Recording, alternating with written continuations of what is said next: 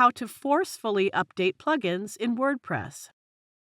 You can forcefully update WordPress plugins using the plugin file editor without losing your data or customizations. To find this, go to Plugins and click Plugin File Editor after logging into your WordPress admin dashboard. This is a PHP file. Plugins are commonly coded in PHP.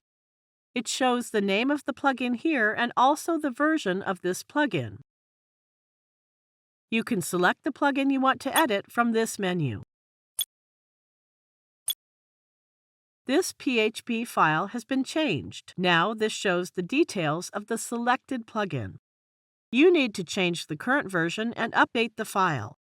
Click anywhere on this version line and change it to a lower version. And then scroll down and click the Update File button. It shows the success message. We have lowered the version of our plugin, and now let's check whether an update is available. Go to Installed Plugins and find the plugin in the list. See, the update is available now. Click the Update Now button.